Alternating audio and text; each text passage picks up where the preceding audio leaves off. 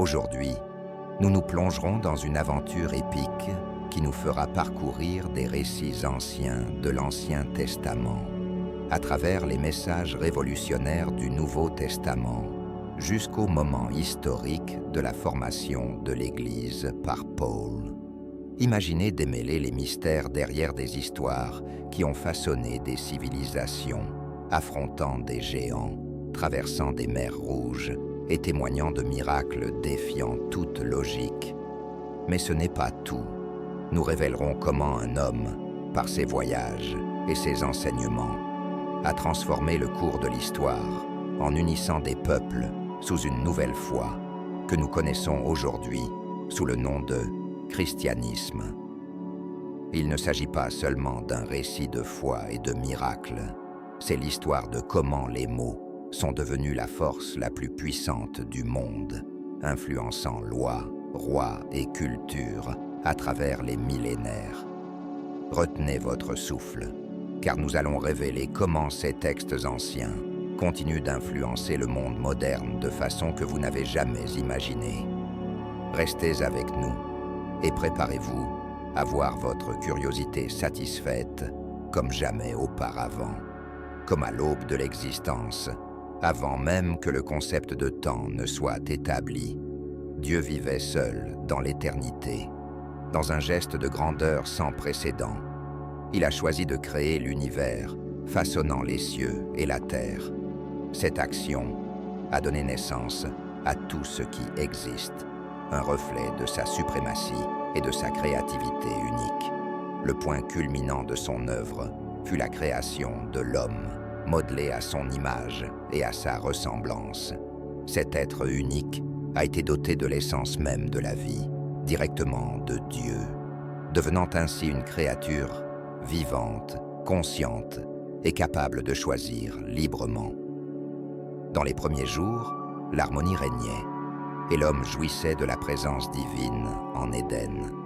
Mais même dans ce cadre idyllique, l'humanité a fait face à son plus grand défi. Adam et Ève, les premiers humains, furent séduits par la ruse du serpent, et le fruit défendu offert, sous de fausses promesses, déclencha leur chute. La désobéissance introduisit le péché dans le monde, changeant à jamais la dynamique entre Dieu et ses enfants.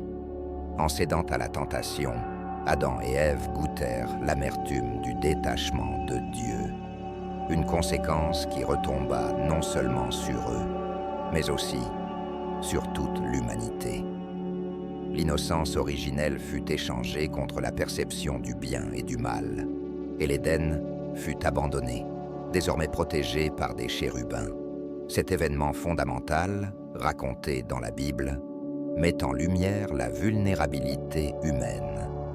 Le récit de la création et de la chute résonne à travers les Écritures, soulignant l'urgence de la rédemption et anticipant la venue d'un sauveur pour restaurer la communion perdue entre Dieu et l'humanité. Depuis la chute d'Adam et Ève en Éden, l'histoire humaine s'est déroulée en une série d'événements qui témoignent de la lutte entre le bien et le mal, entre l'obéissance divine et la rébellion humaine. Adam, le premier homme, vit sa lignée s'étendre, mais fut également témoin de la capacité du péché à détruire les relations, comme illustré par le conflit tragique entre ses fils Abel et Caïn. Caïn, l'aîné, était agriculteur et travaillait la terre, tandis qu'Abel, le cadet, était berger de moutons. Tous deux grandirent en apprenant les voies de la nature et de la vie à l'ombre de l'Éden perdu. Le moment vint où les frères décidèrent d'offrir des sacrifices à Dieu. Abel offrit le meilleur de son troupeau, des agneaux sans défaut, et Caïn présenta les fruits de son travail, les produits de la terre. Dieu regarda avec faveur le sacrifice d'Abel, mais non celui de Caïn, ce qui enflamma le cœur de ce dernier de jalousie et de colère. Dieu, dans sa miséricorde, avertit Caïn en lui disant « Si tu fais le bien, ne seras-tu pas accepté ? Mais si tu ne fais pas le bien, le péché est à la porte et il veut te dominer, mais tu dois le dominer. » Cependant, consumé par l'envie, Caïn ne put contenir sa colère. Un jour sombre, il attira Abel dans les champs et dans un acte de colère et de jalousie, ôta la vie à son frère. Cet acte horrible marqua le premier meurtre de l'humanité, scellant le destin de Caïn avec un signe de malédiction et le condamnant à errer pour toujours. L'histoire de Caïn et Abel sert de rappel sombre de la capacité humaine au mal et des conséquences de laisser l'envie et la colère dominer le cœur. La détérioration morale continua à progresser avec la croissance démographique, éloignant la société des idéaux divins. Cependant, au milieu des ténèbres, des figures émergèrent, se distinguant par leur foi et leur droiture. Enoch, l'un des descendants d'Adam, vécut si justement qu'il fut emporté au ciel, sans connaître la mort. Un rare témoignage de communion intime avec Dieu, au milieu de la décadence générale. Sa vie sert de phare d'espoir, montrant que même dans les moments les plus sombres, la fidélité à Dieu est possible et récompensée. Une autre figure emblématique de cette période fut Melchizedek, roi de Salem et prêtre du Dieu très haut, qui bénit Abraham et est mentionné comme un type de Christ dans le Nouveau Testament, symbolisant un sacerdoce éternel, supérieur à celui lévitique. Melchisédek se distingue comme un point de lumière, rappelant à l'humanité que la souveraineté et la grâce divine demeurent présentes, quelle que soit la confusion qui règne. L'histoire menant au déluge, avec Noé comme figure centrale, révèle l'étendue de la corruption humaine, mais souligne également la justice et la miséricorde de Dieu. L'arche, représentant le salut divin au milieu du jugement, prépare le terrain pour une nouvelle alliance entre Dieu et l'humanité. Ces récits, entrelacés d'Adam à Noé, ne sont pas seulement des chroniques d'échec et de rédemption. Ils forment la trame d'une promesse plus grande, celle d'une restauration continue de l'humanité par la foi et l'obéissance à Dieu. Face à ce scénario de dégradation morale, Dieu a choisi une intervention radicale, le déluge. Noé, un homme vertueux, trouva grâce aux yeux de Dieu et fut choisi pour préserver la vie sur terre en construisant une arche pour lui-même, sa famille et des représentants de toutes les espèces animales. Naviguant à travers ce cataclysme vers un nouveau commencement, devenant le dernier bastion de l'humanité, l'arche traversa les eaux dévastatrices du déluge, anéantissant toute existence corrompue en dessous. Sous la guidance divine, elle affronta les tempêtes, maintenant vivante la flamme de l'espoir pour l'avènement d'un nouveau chapitre de l'humanité. Finalement, après une longue période d'inondation, l'arche se posa sur les montagnes d'Ararat, où Noé et ses descendants débarquèrent, accueillis par la promesse divine que la terre ne serait plus jamais dévastée de cette manière.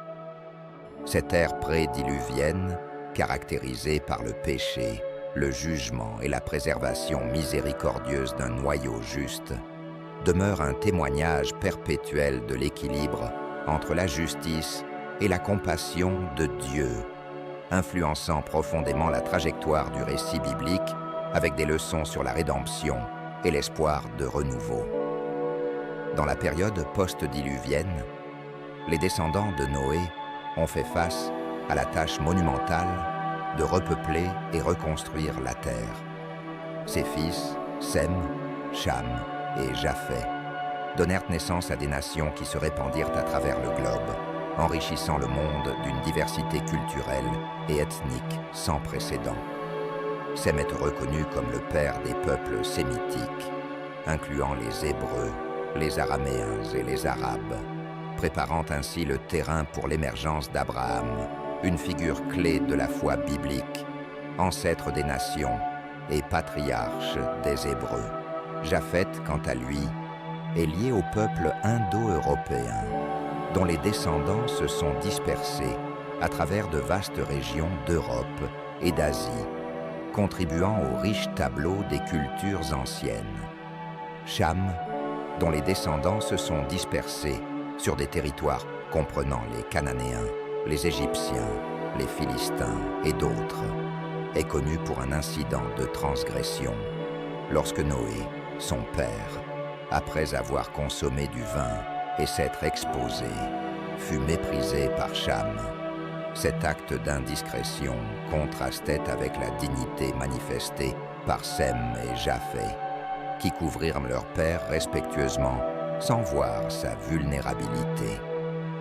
La réaction de Noé à ces événements aboutit à des bénédictions pour Sem et Japheth et à une malédiction pour la lignée de Cham, établissant un contexte généalogique qui tisse les sagas de figures bibliques importantes comme Abraham, Isaac et Jacob, façonnant les récits qui suivent dans les Écritures. Au lendemain du déluge, l'humanité non seulement se rétablit, mais joua aussi un rôle essentiel dans la formation des nations et des cultures anciennes.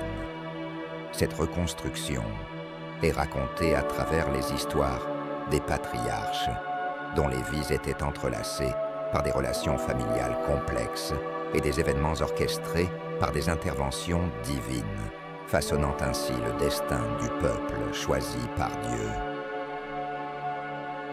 L'histoire d'Ismaël, d'Isaac et de la destruction de Sodome et Gomorrhe entrelace des promesses divines, des épreuves de foi et des interventions divines, reflétant des complexités profondes et des leçons au sein de la tapisserie biblique. Ce récit commence avec Abraham et Sarah, qui, malgré la promesse de Dieu qu'ils seraient les ancêtres d'une grande nation, faisaient face à la réalité de l'infertilité de Sarah. Vivant à une époque où la descendance était vue comme un signe de bénédiction divine, le couple se trouva confronté à l'épreuve de sa foi et de sa patience. En l'absence d'enfants et avançant en âge, Sarah proposa qu'Abraham ait un fils avec sa servante égyptienne, Agar, une pratique socialement acceptée à l'époque pour préserver les lignées. De l'union d'Abraham et d'Agar naquit Ismaël, réalisant ainsi le désir d'Abraham d'avoir un héritier. Cependant, cet acte de déviation de la promesse divine ne fut pas sans conséquences. Des tensions surgirent entre Sarah et Agar, symbolisant le conflit entre la réalisation humaine et l'attente de la promesse divine. Dieu, dans sa fidélité, visita Abraham à nouveau, réaffirmant sa promesse que Sarah donnerait naissance à un fils, Isaac, à travers lequel l'alliance serait établie. Isaac naquit, apportant joie et accomplissant la promesse divine. Mais la présence d'Ismaël créa des tensions. Sarah, préoccupée par l'héritage d'Isaac, demanda à Abraham de chasser Agar et Ismaël.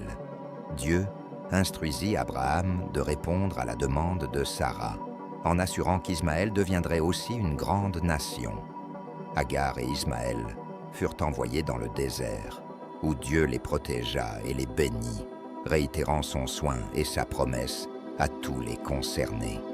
Parallèlement à ces événements, se déroule la narration de Sodome et Gomorrhe, marquant un épisode de jugement et de miséricorde divine. Dieu révéla à Abraham son intention de détruire ces villes à cause de leur grande méchanceté. Abraham, dans un acte d'intercession, s'entretint avec Dieu, lui demandant s'il détruirait les justes avec les méchants, et plaida pour la ville s'il s'y trouvait un nombre suffisant de justes. Cette interaction met en lumière la justice de Dieu et la compassion d'Abraham. Avant la destruction, 2 anges furent envoyés à Sodome, où ils trouvèrent Lot, le neveu d'Abraham, qui les accueillit dans sa maison. La méchanceté des habitants de Sodome se manifesta lorsqu'ils assiégèrent la maison de Lot, exigeant que les visiteurs leur soient livrés. Les anges frappèrent alors les attaquants de ces cités et instruisirent Lot de fuir avec sa famille, les avertissant de ne pas se retourner. Désobéissant à l'ordre, la femme de Lot se retourna et fut transformée en statue de sel. Sodome et Gomorrhe furent détruites par le feu et le soufre, exemplifiant le jugement divin sur l'iniquité, mais aussi la miséricorde à travers le salut de Lot et de ses filles.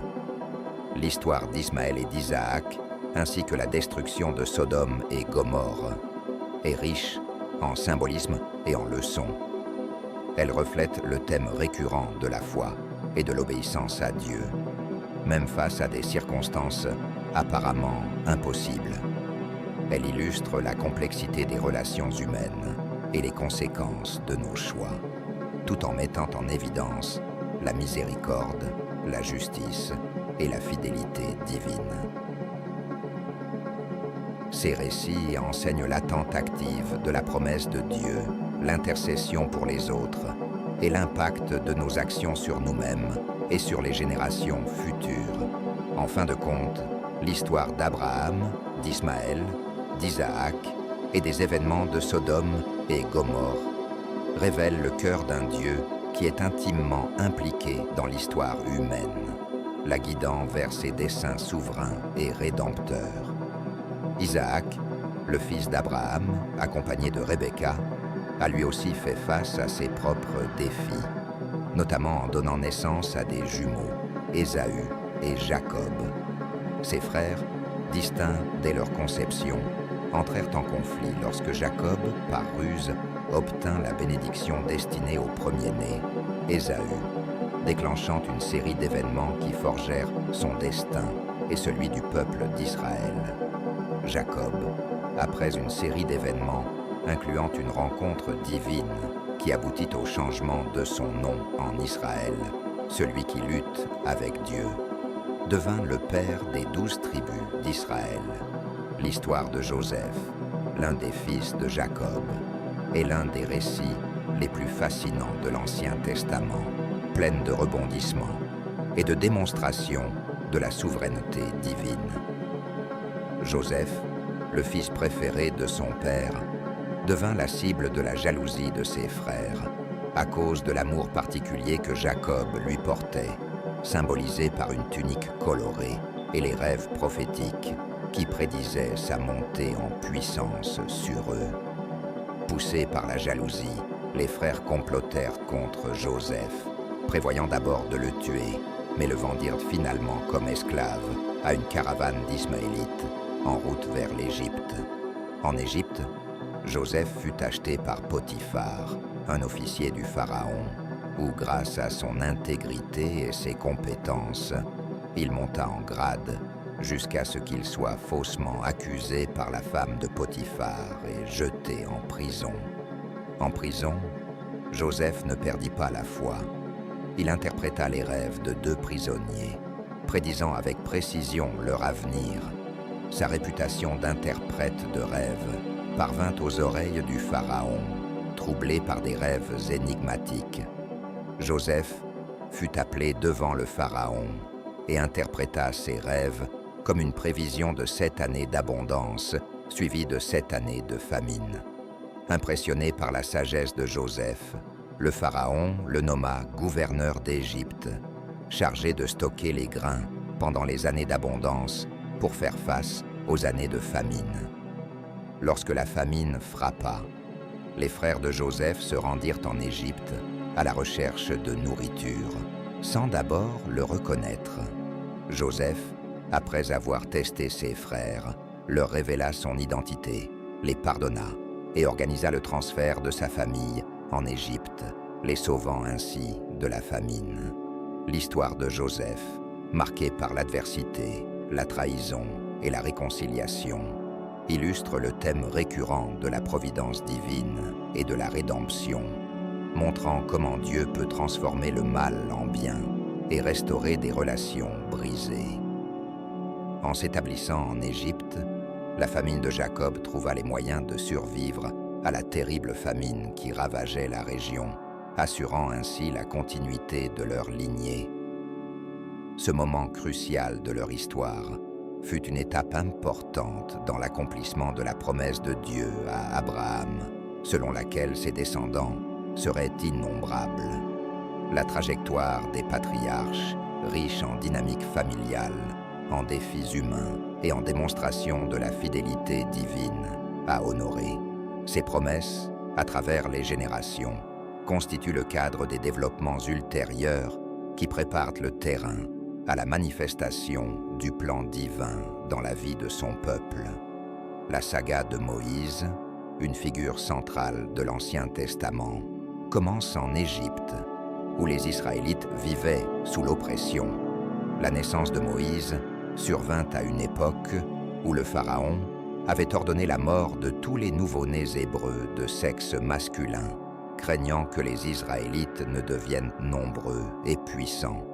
Pour sauver la vie de son fils, la mère de Moïse le plaça dans un panier de roseaux et le cacha parmi les joncs sur les rives du Nil, où il fut trouvé par la fille du Pharaon. Moïse fut alors adopté et élevé comme un prince d'Égypte.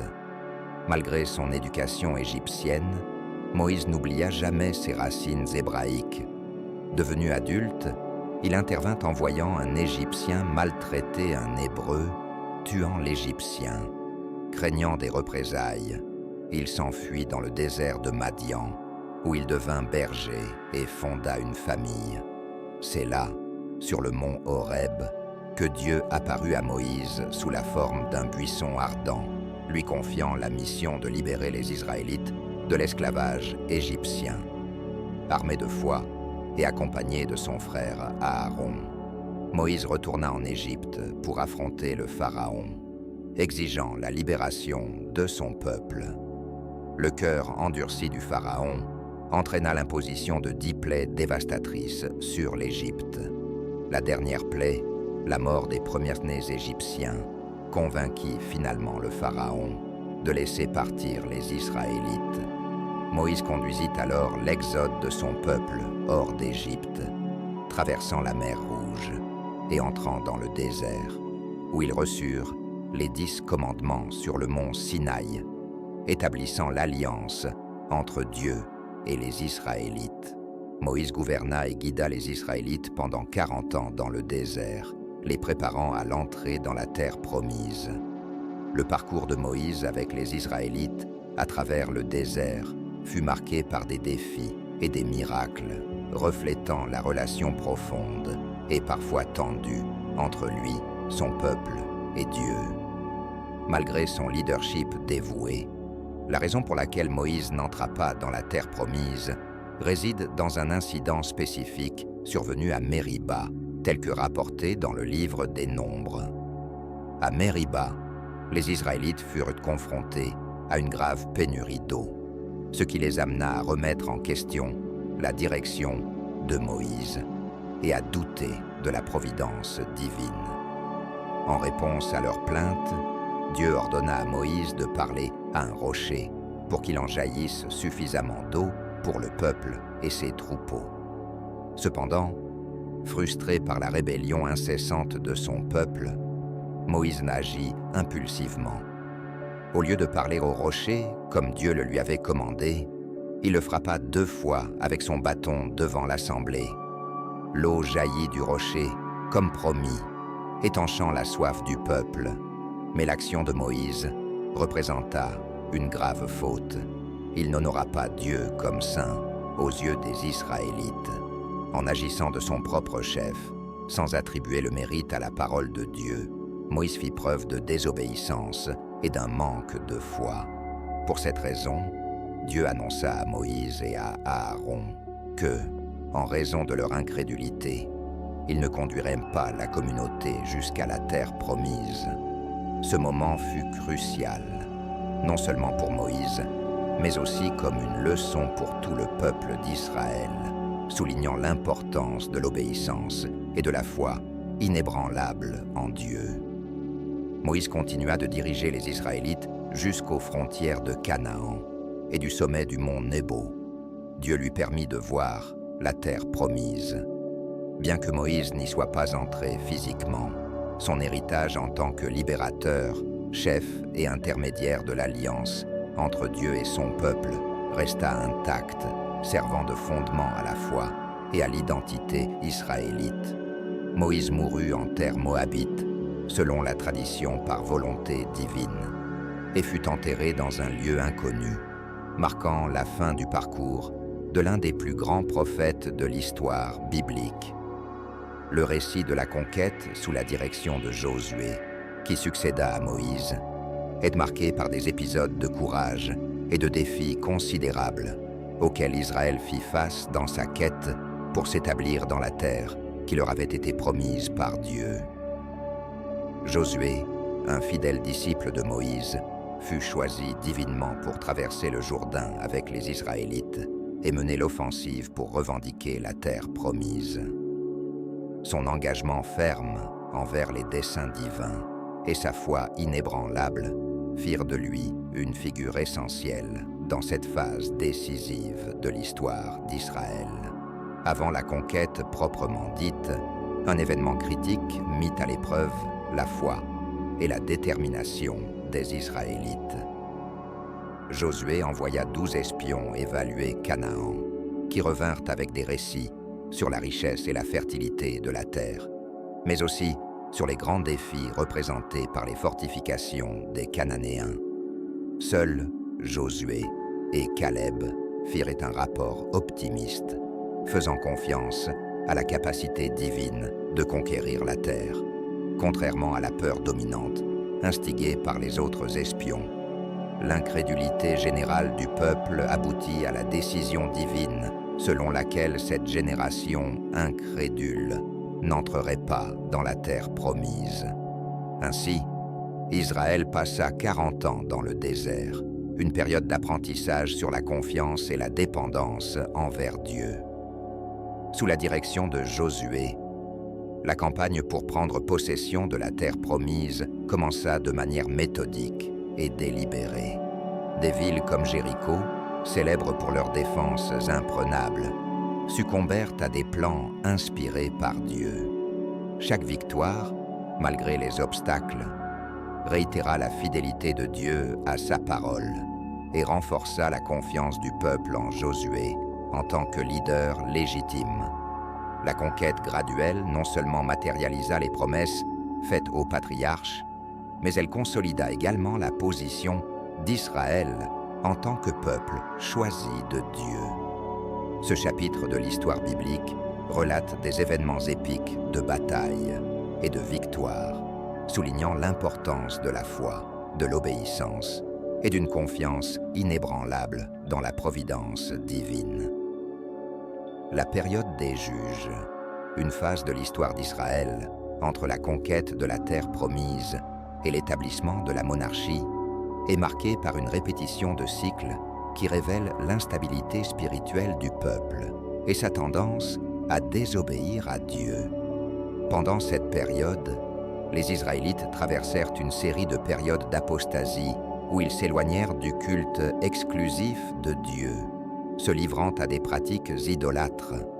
La désobéissance mena à l'oppression par des nations voisines, ce qui poussa les Israélites à implorer de l'aide. Dieu, dans sa miséricorde, éleva des juges pour libérer le peuple de l'oppression et les ramener sur le chemin de l'obéissance.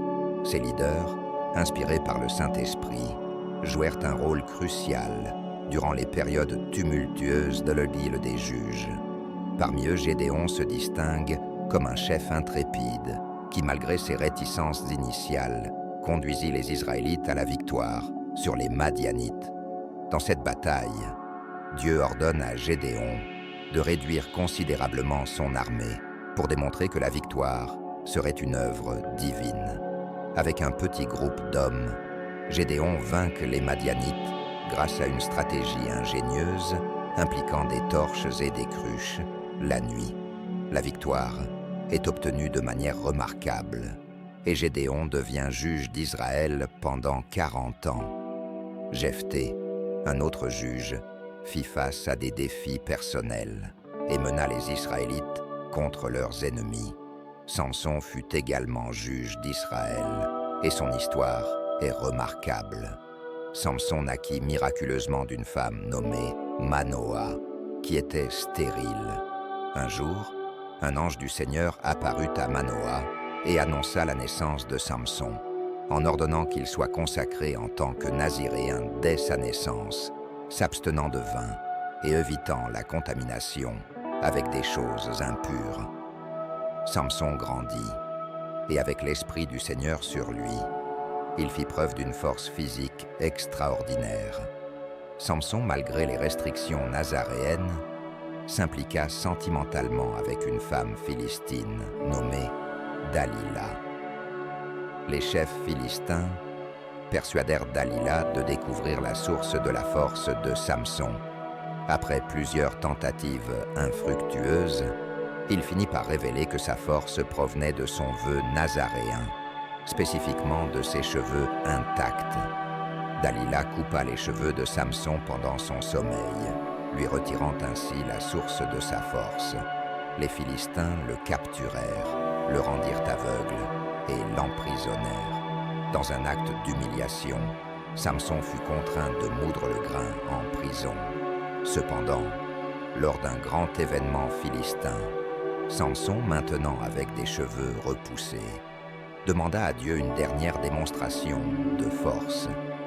Il fit s'effondrer les colonnes du temple où il était emprisonné, se tuant lui-même, ainsi que de nombreux Philistins présents. Par le sacrifice de Samson, sa propre vie fut libérée de l'oppression philistine. À la fin de la période des juges, Samuel émergea comme une personnalité cruciale. Son origine est remarquable.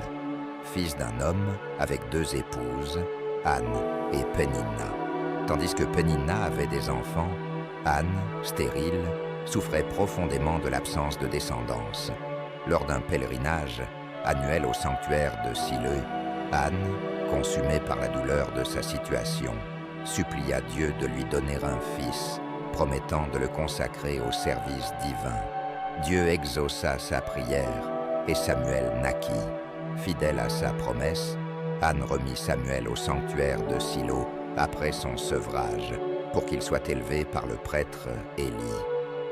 Samuel, éduqué dans les voies du Seigneur par Élie, fut appelé par Dieu dès son jeune âge, montant à la position de l'un des juges et prophètes les plus influents d'Israël. Ce chapitre de l'histoire d'Israël met en lumière la récurrence d'un cycle d'infidélité, de punition divine et de rédemption à travers des leaders choisis, préparant Israël à la transition vers la monarchie. Avec l'avènement de la monarchie, Israël entra dans une nouvelle ère significative. La demande d'un roi reflétait le désir d'imiter les nations environnantes, indiquant un manque de foi dans le leadership suprême de Dieu. Bien que Dieu ait permis cette transition, Saül, le premier roi, eut un règne en dents de scie, marqué à la fois par des victoires et des désobéissances significatives. Après lui, David fut oint par Samuel, se distinguant non seulement par ses réalisations militaires et ses talents musicaux, mais aussi par son cœur aligné avec celui de Dieu. Salomon, son fils, monta sur le trône, menant Israël à une période de prospérité et construisant le temple de Jérusalem. Cependant, son règne connut également des défis, tels que l'augmentation des impôts et le mécontentement populaire, culminant dans la division du royaume après sa mort. Le territoire d'Israël fut divisé en 2 entités distinctes. Le royaume du Nord, connu sous le nom d'Israël, et le royaume du Sud, appelé Juda, en raison du mécontentement face aux politiques fiscales mises en œuvre par Salomon. Cette division eut des répercussions profondes dans les 2 régions. Le Nord vit une succession de dirigeants, dont beaucoup s'écartèrent de la foi en Dieu, en adoptant des pratiques idolâtres. Des rois comme Achab et Joram détournèrent leur sujet du culte de Dieu. Dieu envoya des prophètes, comme Élie et Élisée, pour combattre cette idolâtrie et appeler le peuple à la repentance. La rébellion continue entraîna une punition divine, culminant dans la défaite du Nord par une invasion assyrienne et l'exil subséquent de son peuple. Dans le royaume du Sud, Juda les descendants de David conservèrent le pouvoir, avec des moments de fidélité et de réformes religieuses sous des rois tels que Josaphat, Ézéchias et Josias. Cependant, ils furent confrontés à des défis spirituels significatifs, notamment sous des rois idolâtres comme Achaz et Manassé. Des prophètes comme Ésaïe et Jérémie furent chargés d'avertir Juda, mais la désobéissance persistante entraîna également l'exil babylonien et la destruction de Jérusalem et du Temple. Les deux royaumes, Israël et Juda, souffraient d'idolâtrie, se tournant vers des dieux païens et négligeant Dieu. En réponse, Dieu envoya des prophètes pour avertir et guider le peuple vers la droiture. Des prophètes comme Ésaïe, Jérémie, Osée et Amos soulignèrent les graves conséquences de l'infidélité. L'intervention divine se manifesta à travers des invasions et des exils, servant de rappel de l'importance de la loyauté envers Dieu et des sévères conséquences de la désobéissance.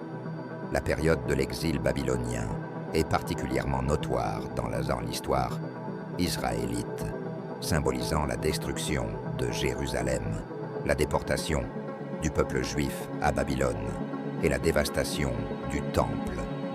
Cette ère marquée par l'adversité vit également l'émergence de prophètes influents tels que Jérémie, Ézéchiel et Daniel, qui jouèrent un rôle vital dans le soutien et la guidance du peuple durant l'exil.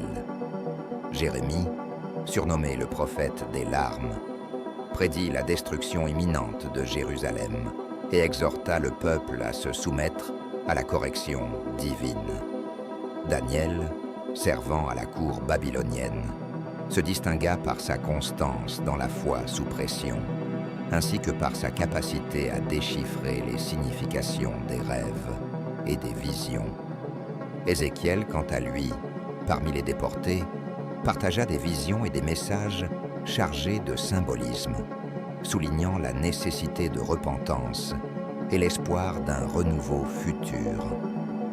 La vision d'Ézéchiel de la vallée des ossements desséchés illustre vivement la situation désolée et désespérée d'Israël pendant leur exil à Babylone. Les eaux desséchées symbolisent la nation dévitalisée, à la fois spirituellement et nationalement. La prophétie selon laquelle ces os seraient ranimés annonçait l'intention divine de rajeunir Israël en promettant sa restauration spirituelle, la réunification du peuple et la fin de l'exil. Pendant la captivité à Babylone, Israël traversa un processus de purification spirituelle, un temps d'introspection et de repentance, loin de sa terre et de son sanctuaire. Malgré l'exil, la miséricorde de Dieu demeura avec son peuple à travers les prophètes, apportant réconfort, promesses de rétablissement et directives pour prospérer dans la terre d'exil. Cette période se transforma en un temps de renouveau spirituel, encourageant une recherche le plus profonde de Dieu, la reconnaissance de l'importance de la repentance et de la fidélité à l'alliance avec le Seigneur. Cette purification fut essentielle pour préparer Israël au retour à la terre promise et à la reconstruction du Temple, facilitée par l'édit de Cyrus, le monarque perse. L'ère de la restauration est marquée par le retour du peuple juif à la terre promise, la reconstruction du Temple et des murs de Jérusalem, l'enseignement de la loi et un renouveau spirituel marqué. Après de longues années en exil babylonien, le décret du roi Cyrus permit aux Juifs de retourner chez eux, avec des leaders tels que Zorobabel, Esdras et Néhémie à la tête. Ce retour marqua le début d'un renouveau spirituel, pas seulement physique. La reconstruction du Temple, malgré les obstacles sous la direction de Zorobabel, symbolisa un renouveau spirituel et la reprise des pratiques de foi. Esdras, agissant en tant que prêtre et scribe, fut essentiel pour renforcer la loi de Moïse, menant un mouvement visant à raviver la connaissance et la pratique de cette loi parmi le peuple. Il encouragea la lecture publique de la loi, favorisant le repentir et une revitalisation spirituelle. L'exposition à la loi provoqua chez les auditeurs une forte prise de conscience de leurs fautes, les motivant à chercher le pardon divin. Ce réveil conduisit à un engagement collectif à suivre et à révérer Dieu. Néhémie, quant à lui, dirigea la reconstruction des murs de Jérusalem, assurant la défense et la stabilité de la ville. Malgré les obstacles, Néhémie et la communauté unirent leurs forces, montrant un exemple remarquable de collaboration et de résilience. L'effort conjoint d'Esdra et de Néhémie, avec le soutien des prophètes Agé et Zacharie, fut crucial pour le renouveau spirituel et la réforme de la communauté, renforçant l'engagement envers Dieu et renouvelant l'alliance. Dans les années suivant la Restauration, les prophètes Agé, Zacharie et Malachie jouèrent un rôle vital pour faire face aux défis et promouvoir la loyauté envers Dieu parmi les Israélites à une époque de reconstruction nationale après l'exil babylonien. Agé exhorta le peuple à surmonter l'indifférence spirituelle, les incitant à donner la priorité à la reconstruction du temple, promettant des bénédictions divines à ceux qui mettraient Dieu en premier. Zacharie, agissant en même temps qu'Agé, encouragea le peuple avec des visions et des messages qui prédisaient la restauration spirituelle et la venue du Messie, mettant l'accent sur la justice, la miséricorde et la vérité. Malachie, vivant à une période ultérieure, s'attaqua fermement à l'apathie spirituelle, à la négligence des offrandes et du culte, ainsi qu'à la déloyauté dans le mariage. Il appela le peuple à un engagement authentique envers Dieu, les exhortant à se repentir et à renouveler l'alliance. Malgré la vigueur initiale de la phase de restauration, Israël continua à faire face au défi de maintenir sa dévotion envers Dieu. La complaisance spirituelle, la négligence des pratiques religieuses et le manque d'intégrité morale menaçaient la relation avec Dieu. Les prophètes, à travers leurs réprimandes et encouragements, cherchèrent à raviver l'engagement spirituel et soulignèrent la nécessité d'une obéissance constante. La période après la Restauration révèle un scénario de lutte entre la fidélité à Dieu et l'infidélité, entre l'effort de suivre les enseignements divins et la tentation de se complaire dans la routine. Ce moment est marqué par l'œuvre des derniers prophètes de l'Ancien Testament, tels qu'Agé, Zacharie et Malachie, qui se consacrèrent à guider le peuple d'Israël sur son chemin spirituel. Avec la fin des écrits de ces prophètes, commence une ère de 400 ans sans nouveaux écrits ajoutés au canon biblique, connue sous le nom de période intertestamentaire, caractérisée par l'absence de messages prophétiques enregistrés. Bien que ce manque de nouveaux textes prophétiques, cet intervalle fut riche en événements et changements significatifs, tant culturels que politiques, marquant la transition entre les empires perses, grecs et romains. Pendant cette période, certains textes, aujourd'hui connus sous le nom d'apocryphes, furent produits. Ces écrits, bien que non intégrés au canon des écritures juives ou protestantes, furent reconnus dans certaines traditions chrétiennes. Cette période de silence ne marque pas une pause dans l'activité divine, mais plutôt un temps de préparation pour la venue du Messie, figure centrale des promesses de l'Ancien Testament. L'attente d'un Sauveur grandit parmi le peuple d'Israël, culminant dans l'arrivée du Nouveau Testament et la naissance de Jésus-Christ, qui clôt cette phase d'attente.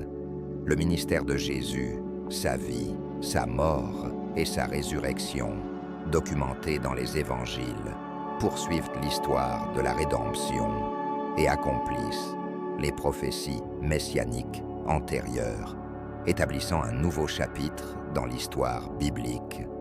L'Ancien Testament, avec sa richesse de récits, de lois, de prophéties et de littérature poétique, a préparé la voie à la venue du Christ, le Fils de Dieu, apportant le salut et la rédemption tant attendue. Le silence de 4 siècles fut brisé non par le bruit de grands événements politiques ou de conquêtes, mais par le cri d'un bébé à Bethléem, marquant le début d'un nouveau chapitre révolutionnaire dans le parcours de la foi. Pendant la période intertestamentaire, le paysage politique et culturel subit des transformations significatives, notamment le déclin de l'empire médo-perse et l'ascension d'Alexandre le Grand. Ce dernier eut un impact profond sur l'histoire, avec l'expansion de la culture grecque, posant les bases du monde, dans lequel Jésus-Christ naîtrait et commencerait son ministère. Alexandre le Grand vainquit l'empire médo-perse, ouvrant la voie à une ère de changement sans précédent dans l'histoire. Son vaste empire s'étendait de l'Égypte à l'Inde, facilitant l'intégration de différentes cultures sous l'influence de la Grèce, dans un phénomène connu sous le nom d'hellénisme, qui eut un impact profond sur la langue, l'art, la philosophie et la religion dans une grande partie du monde antique. Après la mort d'Alexandre, son empire fut divisé entre ses généraux, l'Égypte passant sous domination ptolémaïque et la Syrie sous contrôle séleucide, faisant d'Israël un territoire disputé entre ses factions. Sous le règne des Ptolémées, les Juifs vécurent une période de paix relative et de liberté religieuse. Cependant, la situation changea radicalement sous le règne d'Antiochus car Épiphane des Séleucides, dont les politiques d'hellénisation provoquèrent un grand mécontentement parmi les Juifs. Antiochus IV envahit le temple de Jérusalem, déclenchant la révolte des Maccabées, une lutte pour l'autonomie religieuse et politique des Juifs contre le joug séleucide. Sous la direction de Judas Maccabée et de sa famille, les Juifs reprirent et purifièrent le temple, un événement célébré lors de la fête de Hanouka. Ces changements politiques et culturels au cours de la période intertestamentaire préparèrent le terrain pour la venue de Jésus-Christ, créant les conditions linguistiques et culturelles qui faciliteraient plus tard l'expansion du christianisme dans l'empire gréco-romain. Au milieu de ces transformations, Hérode le Grand se distingua par son administration efficace et ses grands projets architecturaux, dont l'expansion du Temple de Jérusalem, l'un des plus grands complexes religieux de l'Antiquité.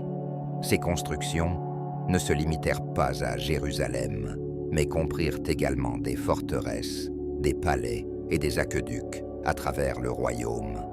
Hérode chercha la stabilité politique par une diplomatie astucieuse avec Rome et des politiques qui renforcèrent l'économie locale. Cependant, son règne fut également marqué par la tyrannie, comme en témoignent les meurtres au sein de sa propre famille et des actes de cruauté, tels que le massacre des innocents, une tentative d'éliminer des rivaux potentiels à son trône, comme le rapporte le Nouveau Testament. Après la naissance de Jésus à Bethléem, la nouvelle de la naissance du roi des Juifs parvint aux oreilles d'Hérode, le monarque de Judée, à cette époque. Inquiet de perdre son pouvoir, Hérode convoqua les mages venus d'Orient pour localiser le lieu exact de la naissance du Messie. Guidés par une étoile, les mages trouvèrent Jésus et lui rendirent hommage.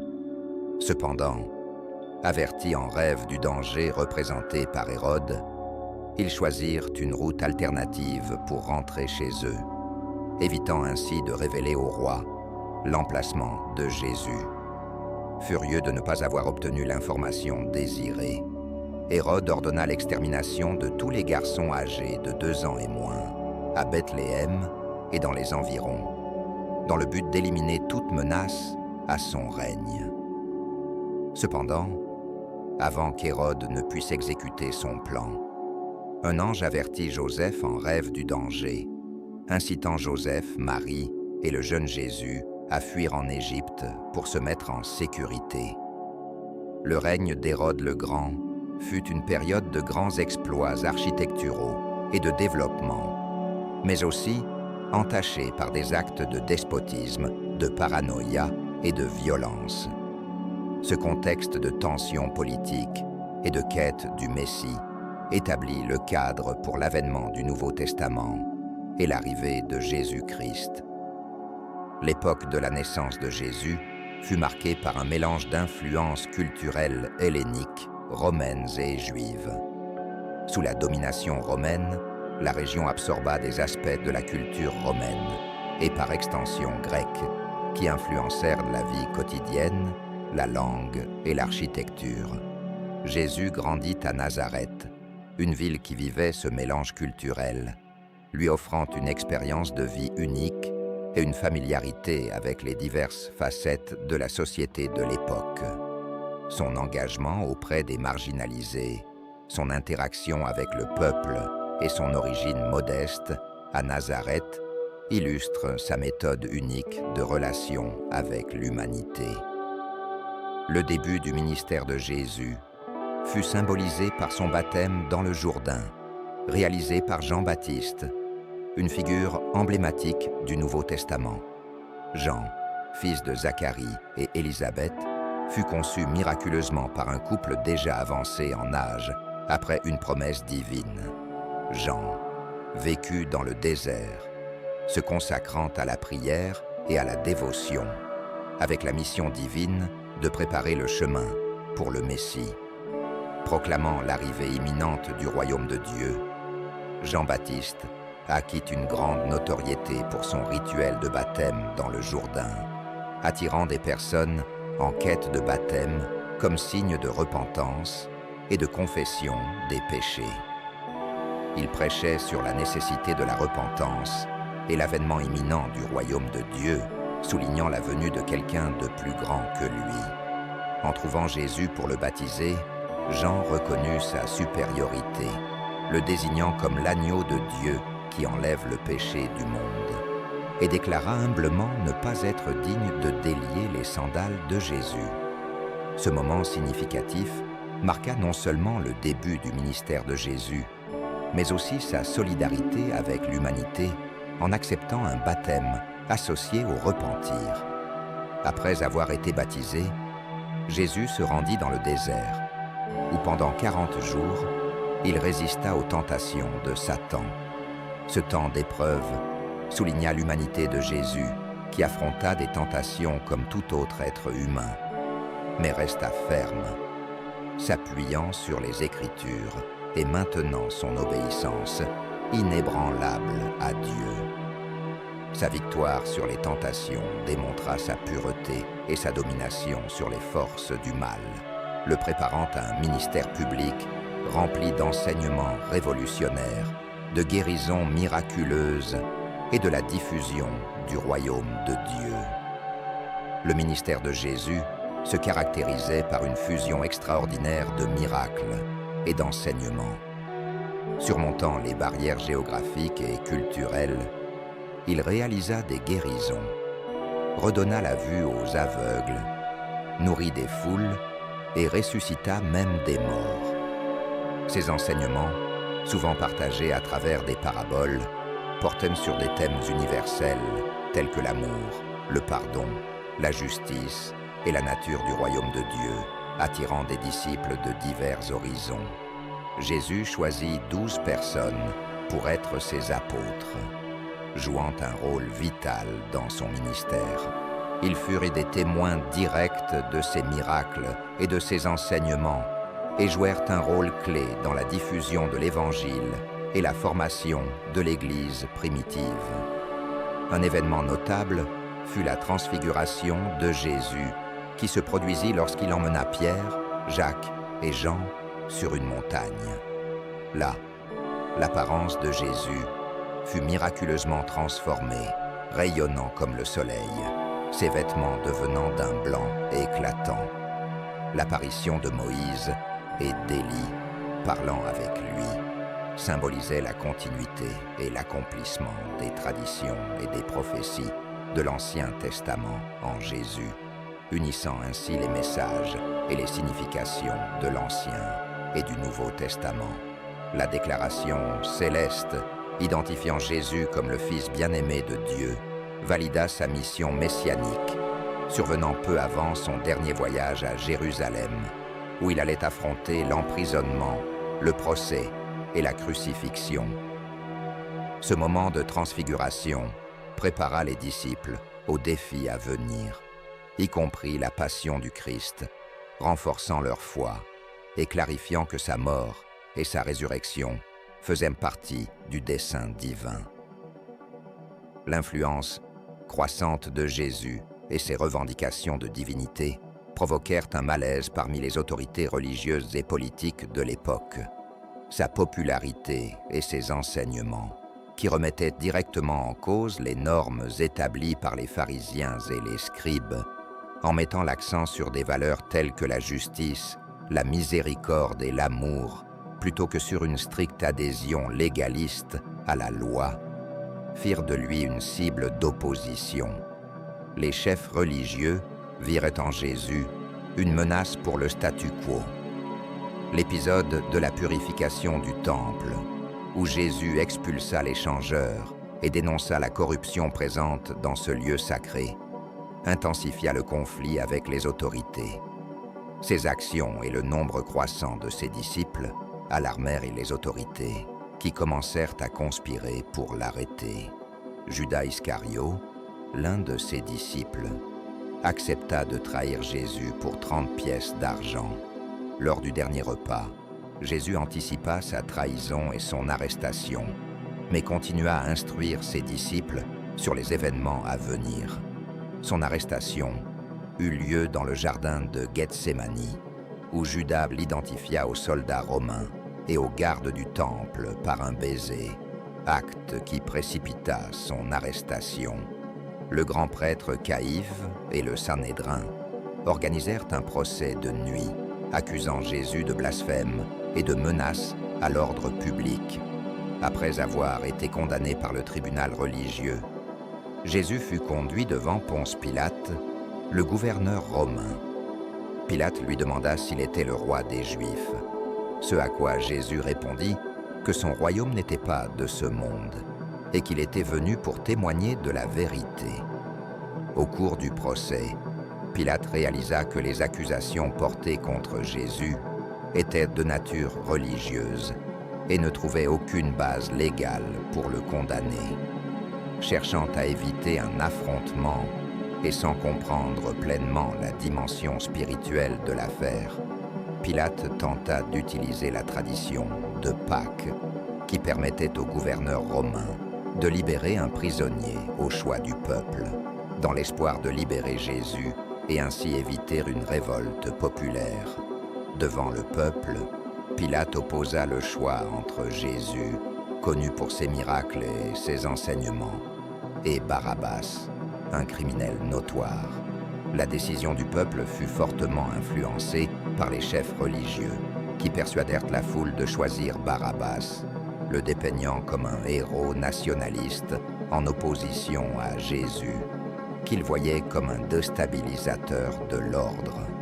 Face à la montée des tensions et au risque d'une émeute, Pilate se lava symboliquement les mains, affirmant son innocence dans la condamnation de Jésus, et cédant à la pression populaire, livra Jésus pour être crucifié. Jésus fut alors conduit au Golgotha, où il fut crucifié entre deux criminels.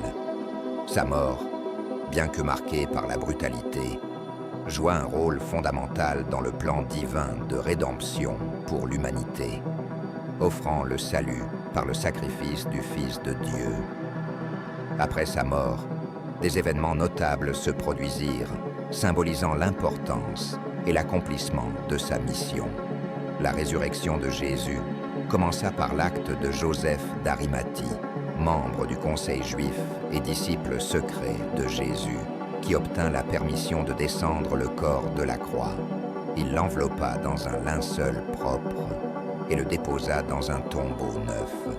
À la demande des chefs juifs, inquiets que le corps puisse être volé, Pilate ordonna à des gardes romains de surveiller le tombeau scellé pour en assurer l'inviolabilité.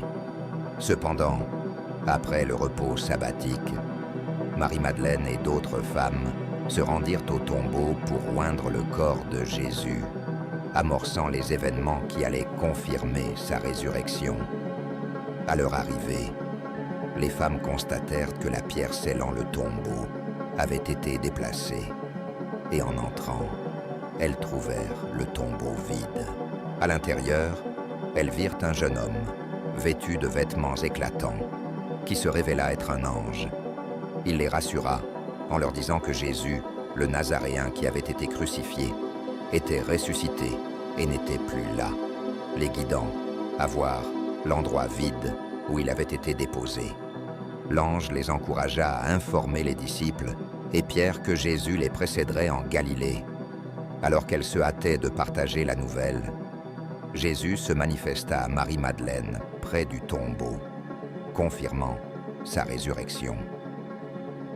Dans les jours qui suivirent, Jésus fit plusieurs apparitions, non seulement à Marie-Madeleine, mais aussi à différents groupes et individus, y compris les disciples en route vers Emmaüs, une rencontre collective dans un lieu fermé et une rencontre personnelle avec Pierre.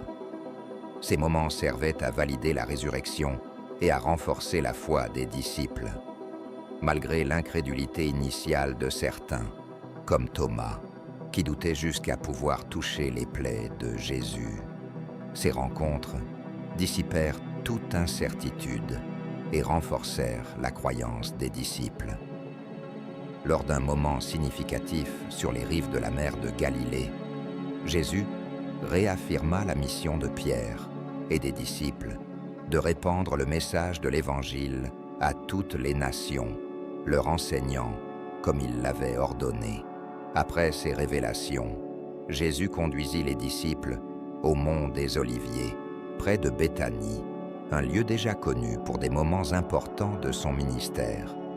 Là, Jésus réitéra sa mission aux disciples, leur promettant le Saint-Esprit qui les fortifierait pour la tâche à venir. Alors qu'il les bénissait, il monta au ciel, un événement auquel les apôtres assistèrent, le voyant s'élever jusqu'à être caché par un nuage. Encore absorbés par la scène, deux hommes vêtus de blanc, probablement des anges, interrogèrent les disciples sur leur regard vers le ciel, leur annonçant que Jésus reviendrait de la même manière qu'il était monté. Ce moment non seulement émerveilla les disciples, mais les remplit également d'espoir et de détermination, conscients du retour de Jésus dans la gloire céleste et de l'arrivée imminente du Saint-Esprit. Après l'ascension, les disciples retournèrent à Jérusalem, comme Jésus leur avait ordonné, où ils restèrent unis dans la prière et la communion, en attendant la promesse du Saint-Esprit. L'ascension de Jésus marque un point crucial dans la théologie chrétienne, confirmant non seulement son exaltation et sa souveraineté aux côtés de Dieu le Père, mais aussi le début d'une nouvelle ère dans la mission rédemptrice, où les disciples, poussés par le Saint-Esprit, portent le message de l'Évangile au monde. L'ascension de Jésus n'est pas une séparation, mais le début de la préparation pour l'arrivée du Saint-Esprit et la promesse du retour du Christ. Cette phase inaugure également l'élan pour la diffusion de l'Évangile par les apôtres, qui portèrent la bonne nouvelle de Jésus dans différentes régions du monde antique. Les récits de leurs voyages missionnaires, qui partent de Jérusalem et atteignent des lieux tels qu'Antioche, l'Asie mineure, la Grèce et Rome, sont détaillés dans le livre des Actes. L'expansion du christianisme, cependant, se heurta à des obstacles significatifs, notamment les persécutions à Jérusalem, qui paradoxalement contribuèrent à répandre davantage la foi chrétienne. Saul de Tarse, qui deviendrait l'apôtre Paul, contribua initialement à ces persécutions jusqu'à ce qu'une conversion dramatique le transforme en l'un des plus fervents prédicateurs de l'Évangile. La dispersion des chrétiens, due aux persécutions, facilita la propagation du message chrétien au-delà de ses origines. Paul, après sa conversion, se consacra à la mission de répandre l'Évangile, voyageant largement et fondant des communautés chrétiennes. Son travail missionnaire le conduisit à des endroits comme Philippe, où la conversion de Lydie et d'un geôlier marqua le début de la communauté chrétienne locale, à Thessalonique, où il attira à la fois des Juifs et des gentils, et à Corinthe, où il resta pendant une période substantielle, fondant une communauté qui deviendrait essentielle dans ses communications futures. En plus de l'impact direct de ses missions, Paul a laissé un héritage durable à travers les épîtres adressées aux églises qu'il a fondées ou à des individus apportant des enseignements théologiques, éthiques et pratiques. Ces lettres, telles que celles adressées aux Romains, aux Corinthiens, aux Galates et aux Philippiens, constituent une partie précieuse du Nouveau Testament, offrant une profondeur à l'enseignement chrétien. Cependant, le chemin de Paul n'a pas été sans défis. Il a fait face à des emprisonnements, à des dangers constants et à l'opposition des autorités romaines, ainsi que des membres de la communauté juive qui rejetaient la foi chrétienne. De plus, des disputes internes dans les communautés chrétiennes, parfois liées à des questions théologiques ou méthodologiques, ont également mis à l'épreuve sa persévérance et son dévouement à l'Évangile. Malgré ces adversités, Paul est resté ferme dans son but de répandre l'Évangile et de renforcer les églises qu'il avait fondées, témoignant d'un engagement inébranlable envers la cause chrétienne. Sa trajectoire et ses enseignements continuent d'influencer profondément le christianisme jusqu'à aujourd'hui. En 64 après Jésus-Christ, un incendie catastrophique ravagea Rome, et l'empereur Néron, pour détourner les soupçons, accusa les chrétiens d'être responsables du désastre. Cet événement inaugura une période brutale de persécution contre les adeptes du christianisme, marquée par de fausses accusations, des emprisonnements, des tortures et des exécutions. La persécution sous Néron est restée dans l'histoire, documentée par des historiens tels que Tacite, et représente l'un des moments les plus sombres pour les chrétiens de l'époque. Dans ce contexte, l'apôtre Paul fut capturé et emmené à Rome pour la deuxième fois, affrontant des conditions d'emprisonnement bien plus strictes que la première. Pendant cette période d'incarcération, Paul écrivit ses dernières épîtres, dont la deuxième lettre à Timothée, peu de temps avant d'être martyrisé, probablement par décapitation sous Néron. Ces lettres, rédigées en prison, demeurent aujourd'hui comme des piliers de l'enseignement chrétien, illustrant la force de Paul face à l'adversité et son dévouement infatigable à l'Évangile, servant d'inspiration à de nombreux chrétiens à travers les générations. Ce contexte d'oppression à Rome fournit un cadre crucial pour comprendre le livre de l'Apocalypse, écrit sous le règne de Domitien, successeur de Néron. L'Apocalypse reflète les défis et les persécutions auxquels les chrétiens étaient confrontés sous la domination impériale. Jean, l'apôtre et auteur, écrivit ces révélations à une époque de persécution intense de la communauté chrétienne, utilisant un langage symbolique pour transmettre des messages d'espoir et la promesse du triomphe divin sur l'adversité. Le livre présente une série de visions prophétiques, y compris des jugements divins, représentés par des trompettes et des coupes, qui symbolisent la réaction divine contre la rébellion humaine et le péché. des figures comme la bête apparaissent comme des représentations des pouvoirs terrestres opposés à Dieu. L'Apocalypse culmine dans la description de la bataille eschatologique finale, aboutissant à la victoire définitive du Christ et à la révélation de la Nouvelle Jérusalem, symbolisant la rédemption et la présence éternelle de Dieu avec son peuple. Dans la vidéo d'aujourd'hui, nous explorons des thèmes qui touchent au cœur de notre cheminement de foi, soulignant l'importance de trouver guidance, force et communion au milieu des adversités et des incertitudes de la vie. Pour ceux qui cherchent à approfondir leur compréhension et leur pratique de la foi, j'ai une recommandation spéciale que je voudrais partager.